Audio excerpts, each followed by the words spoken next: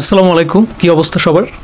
তাহলে শাকিব খানের পর জিতের সাথে রায়হান রাফির নতুন একটি সিনেমা আসতে যাচ্ছে, যেটার নাম হচ্ছে লায়ন। রায়হান রাফি তার সাক্ষাৎকারে পত্রিকাকে যে কথাগুলো বলেছে সেগুলো বাংলা সিনেমার জন্য একটা কল্পনার জায়গা, সেটা একটা ভিশনের জায়গা, সেটা নিয়ে আমার কোনো দ্বিমত নাই।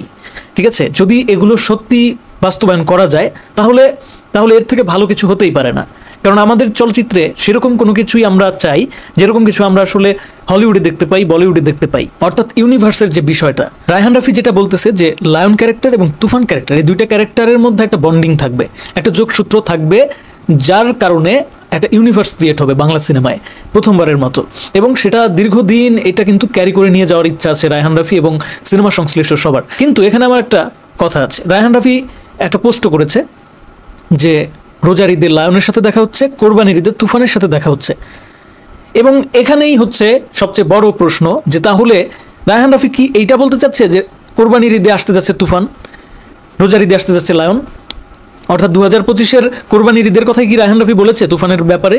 না, বিষয়টা এমনটা তো নাও হতে পারে। একদম ক্লিয়ারলি এটা বলেন নাই যে এই 2025 সালের কোরবানির ঈদে তুফান 2 আসবে। অর্থাৎ এখান থেকে স্পষ্টই বোঝা যাচ্ছে যে 2025 সালে শাকিব খানের দুইটা সিনেমা অলরেডি আছে, দরদ এবং বরবাদ।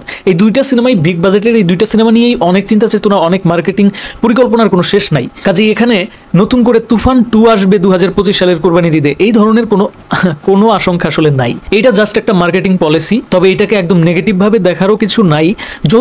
যদি বাই এনি চান্স এটা সত্য হয়ে যায় যে তুফানের সাথে লায়নের একটা ইউনিভার্স ভবিষ্যতে ক্রিয়েট হবে, তাহলে এটা খুবই পজিটিভ একটা বিষয়, বাংলা সিনেমার জন্য পজিটিভ একটা বিষয়, এবং শাকিব খানের তুফান 2 প্লাস লায়নের জন্য এটা পজিটিভ একটা বিষয়। হ্যাঁ বন্ধুরা, তোমরা যে এই স্ক্রিনশটটা দেখো, এখানে কিন্তু রায়হান রাফি একটা কমেন্টের রিপ্লাই এটা ক্লিয়ার করে দিয়েছেন যে হতেও পারে তুফান 2-তে।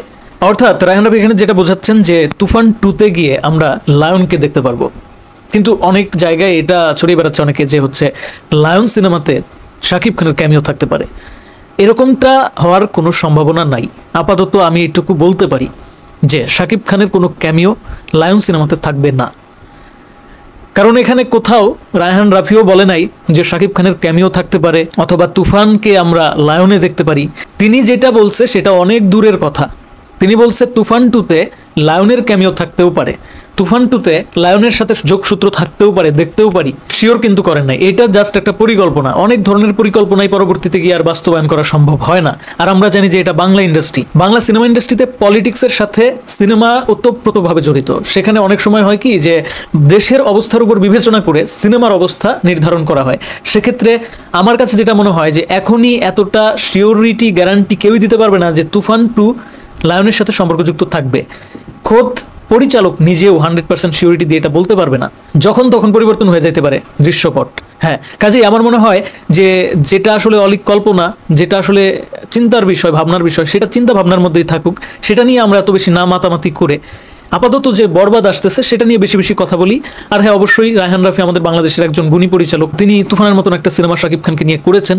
ভবিষ্যতে যদি তুফান 2-তে রায়হান রাফি এরকম কিছু করে দেখাতে পারেন যে একটা ইউনিভার্স ক্রিয়েট হলো, সেখানে জিৎ, শরীফুল রাজ অথবা আরও অনেক বড় বড় তারকা সংযুক্তি হলো, তুফানে রায়হান রাফি মানে যদি এটা করতে পারে, শাকিব খানের সাথে জিতের মোকাবেলা হলো, face to face, hand to hand, সেগুলো যদি হয় তাহলে তো সেটাকে আমরা অবশ্যই বাহবা দিব, সাপোর্ট দিব। কিন্তু সেটা যদি না হয় তখন কিন্তু আবার হিতে বিপরীত হয়ে যাবে। সো আমার মনে হয় এত আগেই শুধুমাত্র হাইপ ক্রিয়েট করার জন্য এই ধরনের আশ্বাস, এই ধরনের কথাবার্তা না ছড়ানোই ভালো। তো বন্ধুরা, সব কথার এক কথা যে রায়হান রাফি কোরবানি ঈদের কথা বলছে, কিন্তু কত সালের কোরবানি ঈদে আসতে পারে তুফান 2 এটা কিন্তু ক্লিয়ার করে নাই।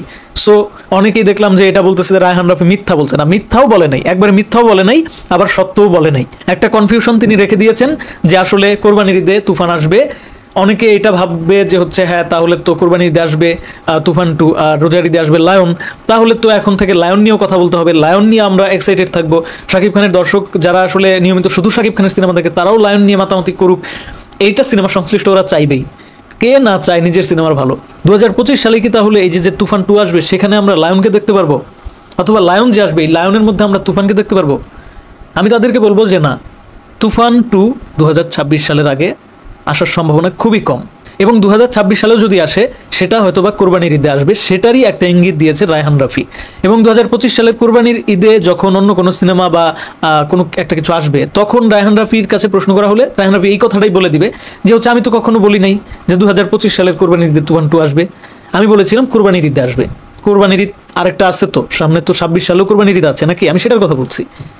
এই হচ্ছে কাহিনী। তো এটা হচ্ছে একটা মার্কেটিং স্ট্র্যাটেজি। তবে আমি এটুকু বিশ্বাস করতে চাই যে রায়হান রাফি যে ভিশনের কথা বলছে এই ভিশনটা সত্য, তারা এটা পরিকল্পনা করতেছে। এর আগে তুফান 2 বা তুফান সম্পর্কে যখনই রায়হান রাফি কথা বলেছে, তার আগে যখন এই লায়ন সম্পর্কে কোনো কথা আসলে হয়নি, তখনও কিন্তু রায়হান রাফি বলেছে যে না, তুফান নিয়ে অনেক বড় পরিকল্পনা আছে, আমাদের আরো অনেক বড় আমাদের এত বড় পরিকল্পনা আছে যে পরিকল্পনার কথা শুনলে দর্শক পাগল হয়ে যাবে বলছিল কিন্তু।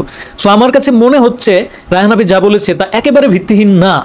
এমনটা হলে হতেও পারে যে তুফানের সাথে লায়নের সম্পর্ক আছে, তবে সেটা শুরুতে যে লায়নটা আসবে এই রোজার ঈদে সেখানে আমরা বুঝতে পারবো না। তুফান 2-তে আমরা হয়তো বা কিছুটা আভাস পেতে পারি, কোনো একটা ক্যামিও থাকতে পারে, তারপরে আমরা গিয়ে বুঝতে পারবো যে আসলে ঘটনা কি হয়েছে। সো বন্ধুরা, আশা করি তোমরা বিষয়টা ক্লিয়ার হয়েছো। অবশ্যই মার্কেটিং এর ব্যাপার স্যাপার তো আছে এখানে, তবে তাদের ভীষণকে আমি শ্রদ্ধা জানাচ্ছি। একজন বাংলা সিনেমা প্রেমী হিসেবে আমি এটা চাই যে বাংলা সিনেমায় এই ধরনের কোনো একটা ভীষণ থাকুক। অন্যান্য ইন্ডাস্ট্রিরা যেরকম ইউনিভার্স ক্রিয়েট করে, আমাদের সিনেমাও সেরকম ইউনিভার্স ক্রিয়েট করুক। ওয়ার্ল্ড ওয়াইড একটা ফ্র্যাঞ্চাইজি ভিত্তিক সিনেমা থাকুক, যে সিনেমার মাধ্যমে আমাদের দেশকে রিপ্রেজেন্ট করা যাবে, যে সিনেমা অন্যান্য কান্ট্রির ছেলেমেয়েরা কিন্তু, দর্শকরা কিন্তু খুব স্বাচ্ছন্দ্যে দেখতে হলে যাবে। সো আমার মনে হয় যে রায়হান রাফি যে কথাগুলো বলেছে সেগুলো অনেক ভালো, অনেক পজিটিভ, কিন্তু এই কথাগুলো যদি মিথ্যে হয়ে যায় তাহলে কিন্তু ভরসা উঠে যাবে। ব্যাপারটা এইটাই, আর কিছুই না। তো আমি সম্পূর্ণ আর্টিকেলটা পড়লাম পত্রিকার। রায়হান রাফি যেখানে আরো অনেক কথা বলেছে লায়ন সম্পর্কে, লায়নের যে বাজেট হবে সেটা তুফানের থেকেও বেশি হবে, লায়নের যে হচ্ছে ক্রেজ হবে সেটাও নাকি তুফানের থেকে বেশি হবে। আমি জানি না কেন এই কথা বলতেছে, তবে লায়নকে তুফানের প্রতিদ্বন্দ্বী করাটা আমার মনে হয় যে রাফির উচিত হচ্ছে না।